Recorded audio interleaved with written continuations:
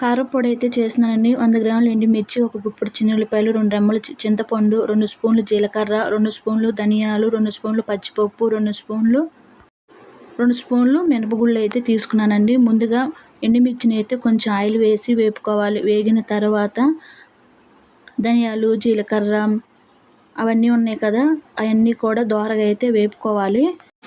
వేగిన తర్వాత 2 రెమ్మలు కరివేపాకు అయితే నేను తీసుకున్నానండి. ఈ కారప్పొడి ఇడ్లీ, దోశ, వేడి రైస్లో కొంచెం నెయ్యి వేసుకొని తింటుంటే చాలా కమ్మగా టేస్ట్గా అయితే ఉంటుందండి. మిక్సీ పట్టుకునేటప్పుడు ముందుగా ఈ పప్పులన్నీ మిక్సీ పట్టుకోవాలండి. మిక్సీ పట్టుకున్న తర్వాత లాస్ట్లో అయితే వేయించుకొని ఎండుమిర్చి రుచికి సరిపడా సాల్ట్ అయితే వేసుకొని మిక్సీ పట్టేసుకోవాలి. చివరగా అయితే ఒక గుప్పెడు చిన్నుల్లిపాయలు వేసి మిక్సీ పట్టుకోండి, కమ్మగా ఉంటుంది. నేనైతే రోట్లో అయితే ఈ విధంగా అయితే నూరేసుకున్నాను. చింతపండు కూడా వేసి నూరుకున్న తర్వాత ఒక గుప్పెడు చిన్నుల్లిపాయలు